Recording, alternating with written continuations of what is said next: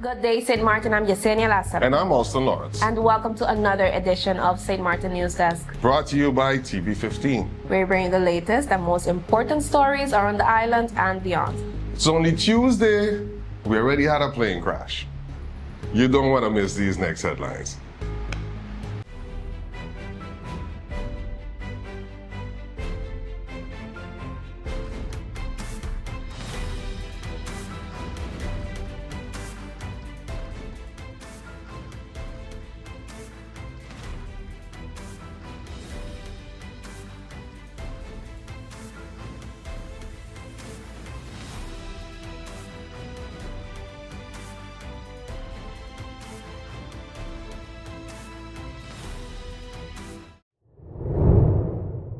Swift response to WestJet incident at PJA keeps passengers safe.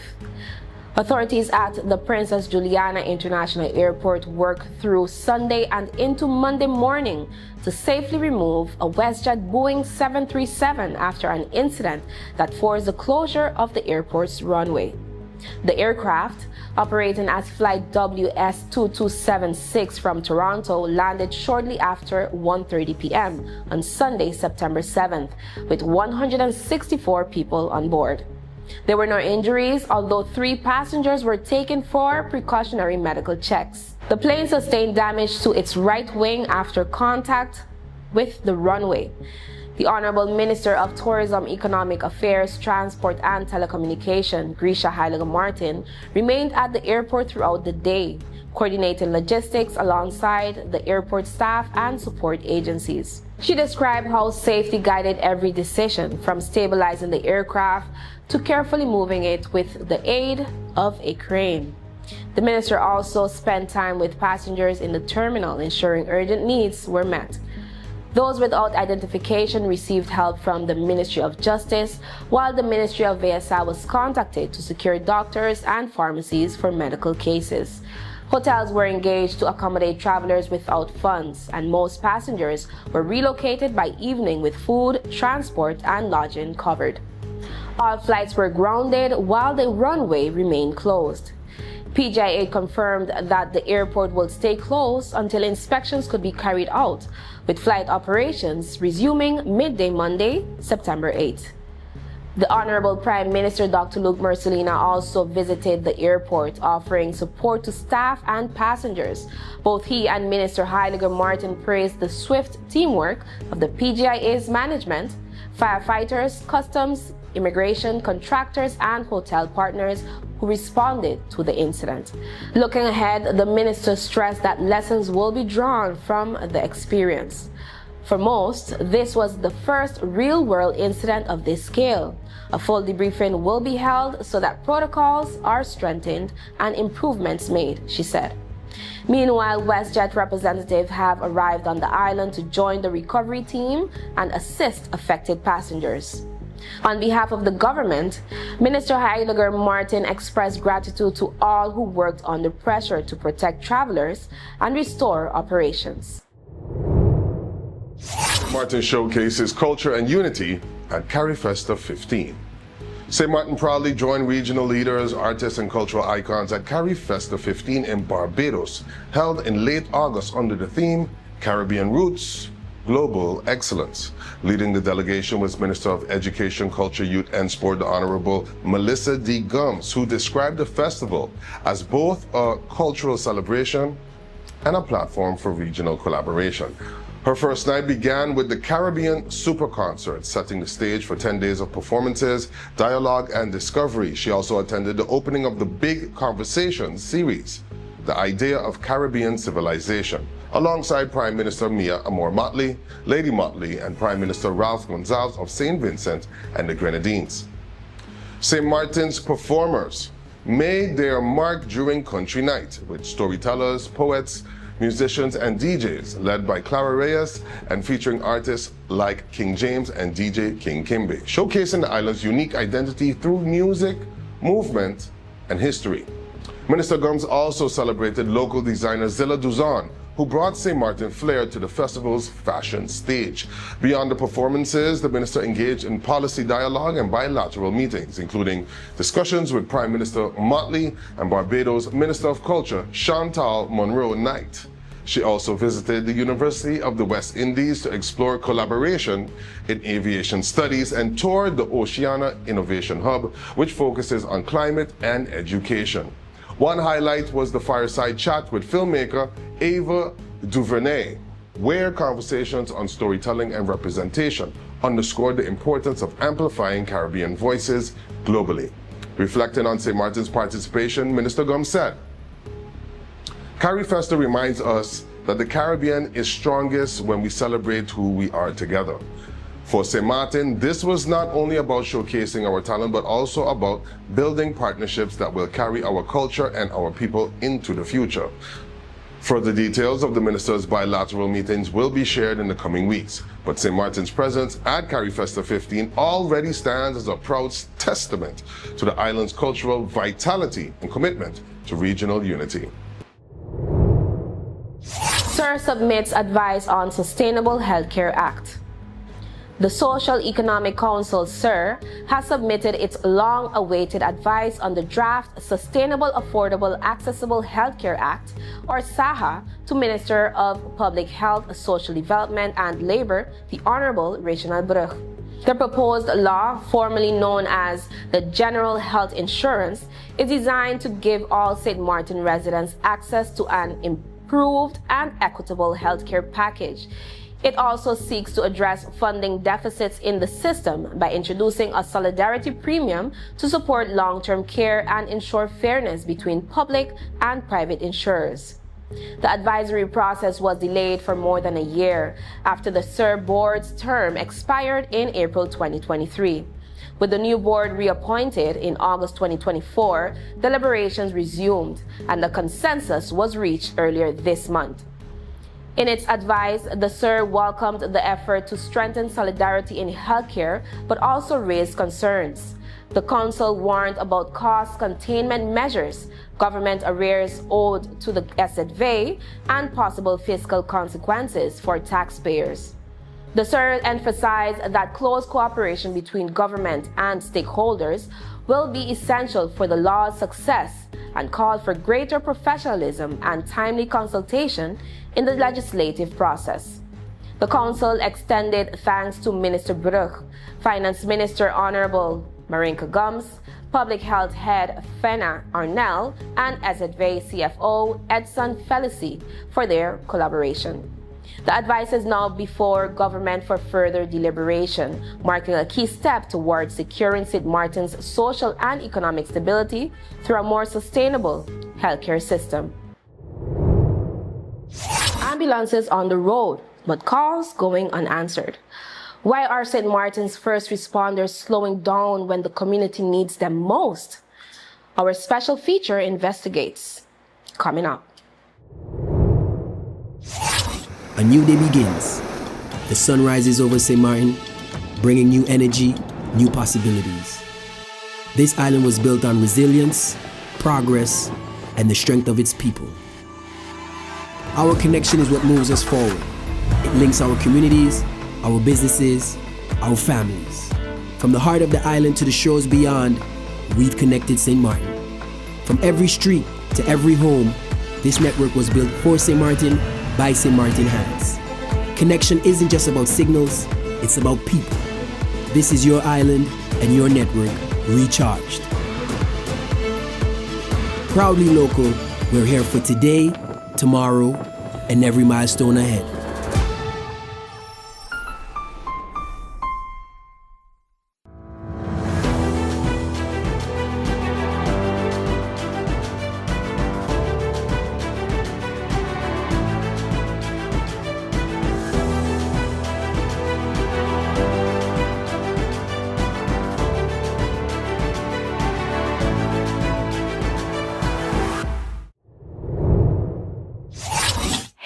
It's Mizzy with the Sunshine Report, straight out of Sunshine City, St. Maarten, bringing you the warmth and the sunshine you need to kickstart your day. So let's dive in today's forecast and see how the skies are treating us.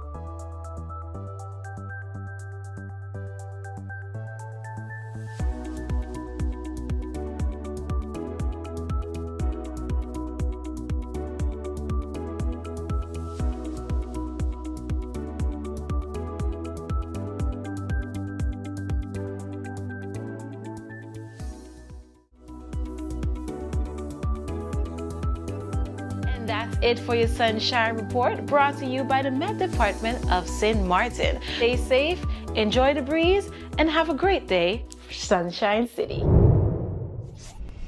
It's hurricane season. Are you prepared? Here are a few tips to remember to help keep you and your family safe. If you're not in an area that is advised to evacuate and you decide to stay in your home, plan for adequate supplies in case you lose power and water for several days and you're not able to leave due to flooding or blocked roads. This hurricane season, make a family emergency communication plan. This public service announcement was brought to you by the government of Sint Maarten. The Ministry of Vromi, Department of Infrastructure Management, together with the Police Department KPSM, is making changes to traffic on a section of Canagita Street and Manzanella Steak, Phillipsburg. The Canagita Street from the intersection with Percy LaBega Street to Manzanella Steak will now be a one-way street. Inbound traffic can enter Canagita Street from Percy LaBega Street and drive straight ahead or turn left into Manzanella Steak. Outbound traffic leaving town on Canagita Street must make a right turn onto Manzanella Steak. Entry further into the Canagita Street will no longer be permitted. Outbound traffic exiting Manzanella Steak onto Walter Nisbet Road can either make a right or left-hand turn. The Ministry of Vromi, Department of Infrastructure Management, and the Police Department would like to thank the public for their attention to this change. Please follow the new traffic rules and signage and drive safely.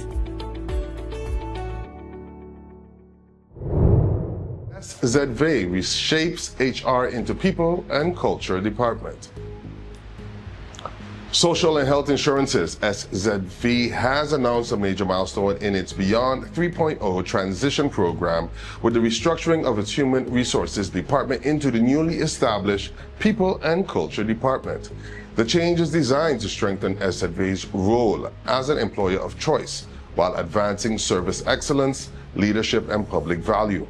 While the new department will continue overseeing traditional HR responsibilities such as recruitment, benefits, compliance, and performance management, its renewed mission is to champion employee experience, engagement, well-being, and development. Among the key focus areas are empowerment and connection, shifting from managing resources to empowering individuals through personalized support and structured feedback. Well-being and innovation, expanding wellness services and introducing smarter systems for transparency and access to information. Strategic alignment, with the creation of new roles like People, Experience and Engagement Specialists and Talent Acquisition and Development Specialists to meet evolving workforce needs. SZV Director Glenn A. Carty called the transition a reflection of our dedication to putting people first. He emphasized that the transformation is ongoing, adding, "Together we are building an SZV where trust, accountability, and empowerment guide how we serve and care for our employees and ultimately our community." Manager of People and Culture, Jahaira Bosman, noted that employees remain at the heart of the organization. With this transformation, we are reimagining how we support, engage, and develop our people, she said. From wellness initiatives to career growth opportunities, People and Culture is about creating an environment where every individual feels connected, supported, and inspired to thrive. As SZV continues its transition journey, the organization says its focus will remain on empowering employees, enhancing trust, and ensuring public value in every step forward. More than 135 men turned out for a prostate cancer screening event held on Saturday, September 6th, hosted by the Positive and Electrolytes Foundation in partnership with Sint Maarten Laboratory Services, the Sint Maarten Medical Center, and Napa Auto Parts. The free screenings held at both Napa Auto Parts locations offered prostate-specific antigen PSA tests carried out by the SLS phlebotomists. Organizers described the turnout as enthusiastic, with many fathers, sons, brothers, and friends taking the opportunity to get tested together. Educational materials were also shared, supporting the foundation's Man Up and Check Up campaign, which encourages men over 40 to take charge of their health, open conversations about prostate cancer, and break stigmas that can prevent early detection. Napa Auto Parts advocate and prostate cancer survivor Michael Ferrier has been a key supporter of the initiative, using his own story to inspire others to get screened. For men who missed the event, a second screening will be held on Saturday, September 13th from 8 a.m. to 12 p.m. at both Napa Auto Parts location in Phillipsburg and Cold Bay. Organizers say ID cards are required and costs for uninsured participants will be covered. The awareness drive continues later this month with the Let's Talk About Sex 3 panel discussion on September 26th at the Lions Civic Center in Sucker Garden, followed by the annual Men's Health Day on September 27th at the Sint Maarten Medical Center. That event will include further screenings, health sessions, and a review of the PSA results from both September events. The foundations are urging all men to take advantage of this opportunity, reminding the community that early detection saves lives. BPW Concordia celebrates culture with successful game night. BPW Concordia marked BPW International's 95th anniversary with a lively cultural game night on Saturday, September 6th at Kess Fusion Pizza Lounge in Marigot. The event, chaired by founding member Soshina Stefan, blended education and entertainment. The first segment tested knowledge of St. Martin's cultural heritage through trivia on foods, national symbols, local heroes, and island slang. Visitors gained new insights, while locals were challenged to deepen their cultural pride. The second half featured BPW-themed board games and bingo rounds, highlighting the organization's history and mission to empower women and girls through advocacy, mentorship, and leadership. Multiple generations took part, with BPWC matriarchs Linda Lake, Maria Chamont, and Ida Holloman sharing wisdom, while young Maya served as both participant and bingo caller, an example of BPW's focus on nurturing future female leaders. Prizes donated by local merchants reinforced community partnership. Meanwhile, the venue, Kess Fusion Pizza Lounge, run by young entrepreneur Kevin Stephan, added a unique flair with Caribbean-inspired pizzas like oxtail, saltfish, and smoked herring. For Stephen, a true daughter of the soil, the evening was about preserving cultural heritage while strengthening community bonds. Organizers say the overwhelming success has inspired plans for future editions of the cultural game night. Years of promises, little progress, and frontline workers at breaking point. What's behind St. Martin's emergency services crisis? Stay with us. Our NEWSDESK feature is next. Let's put everything on the table. People always give their opinion, and you can either take it or crunch it. Let them judge. We give in to the most irresistible flavor. We devour every nugget that falls in our hands, especially when it's our crunchy fried chicken. And let the crumbs fly if needed. Let them keep judging. We'll keep indulging. KFC, it's finger-licking good. You could talk to your family, talk to your friends. Affordability and convenience. Community connection, that makes sense. Reliability with experience. Hey, for every laugh, every adventure. Number one provider, they got ya. We tell them your data is always on. You can opt out whenever you want. Tell them we always on. For every moment when you want more. Tell them we always on. Stay connected when you want the road. Control my data, yeah, yeah, yeah. Always connected every time, everywhere. Money low, but I never fair. I know, tell them it's there. Connectivity, that's what I like. Flexibility, that's what I like. Reliability, that's what I like. Tell them, sign me up for life. Tell them we always on. For every moment when you want more. Come tell them we always on. Stay connected when you want to go. Come tell them we always on. For every moment when you want more. Tell them we always on. Stay connected when you want to road.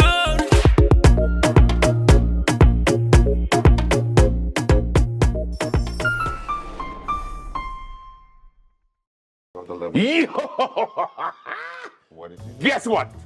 I got an idea. It's amazing. You see how we have the link sharing all everywhere? QR link, the yeah. QR link? Yeah. Raw Caribbean Channel app. Well, yeah. You're welcome. Put it in the back. But it's not an app though. It's not an app. App, you have to like download something to get it on your phone, take up space. It's not an app. It's like an app. Therefore, it can be an app. So, it's an app. Raw Caribbean TV app. Say it with me, Al. Come on. It's not an app though. All you gotta do with that, it's a link. You take the link, you hit the bookmark, you say add to home screen, and so it shows up like an app icon, but it's not an app though. Are you a real person? It is an app because you get to watch all the programs from Raw Caribbean at one place. It is an app. I don't know how to explain this to you, but factually and technically, it's not an app. Kind of like we do the news, facts, Yeah. and you do that thing you do. Whoa. Point being, you just go to the QR, you hit bookmarks, and you hit add to home screen, and then you can have the link to, let's give it another name. The app. You want to call it the app? Raw Caribbean TV app. Jess. Yes. Jess, please, give some sense, Jess. Jess. It's kind of like an app. That's why she gets the big bucks. It's not an app, though. It's not a app. What the It's not a app. You kiss your mother with her mouth? My God. Watch Raw Caribbean TV app. Watch Raw Caribbean TV app. Yes. It's not an app, though.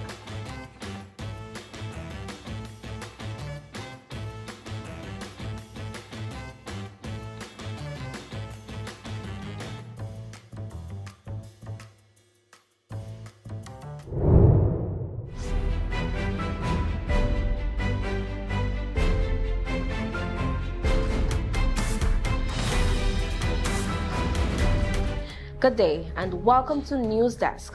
Today we bring you a special feature on St. Maarten's emergency services, the firefighters and ambulance workers who form the backbone of our island's safety. For years, they've raised alarms over working conditions, pay disputes, stalled promotions, and a lack of government action. What began as frustration has now grown into a prolonged go slow, one that is leaving citizens vulnerable when emergencies strike. Alston takes us through the story of promises made, promises broken, and an urgent call for change. Thank you, Jess. The current crisis did not appear overnight. Its roots stretch back more than a decade when changes in the civil service function book quietly froze promotions for firefighters. Young recruits who passed exams and logged the required service hours found themselves stuck in entry-level positions. Acting leaders shouldering years of responsibility remain unrecognized, their pay stagnant. Ambulance crews face their own struggles. Reports revealed they had gone 3 to 4 years without proper insurance coverage, a shocking oversight for workers tasked with saving lives. Pension and retirement benefits also became flashpoints. Firefighters working 24-hour shifts, often more than 240 hours a month, were given allowances that vanish from pension calculations, leaving retirees with reduced benefits after decades of service. In August, frustration boiled over. Firefighters and ambulance workers, backed by their union, WICSU PSU, declared a go slow, citing years of disrespect and dangerous working conditions. Union President Sharon Kangita reminded Parliament that this was not a fight against one government, but against a cycle of neglect spanning many administrations. Every time members stand up for their rights, she said they are disregarded. The impasse has dragged on August 27th, a 4-hour meeting between workers and government ended without resolution. According to sources, government representatives arrived unprepared, recycling old talking points instead of addressing long-standing commitments.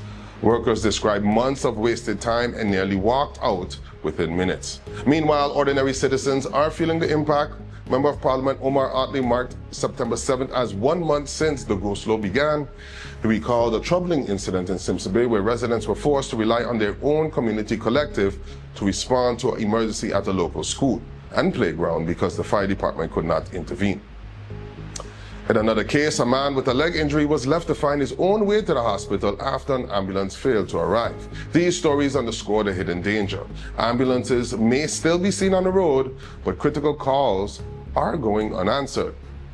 Behind the uniforms, workers are exhausted, under-resourced, and disillusioned. And behind the podiums, political leaders appear slow to act.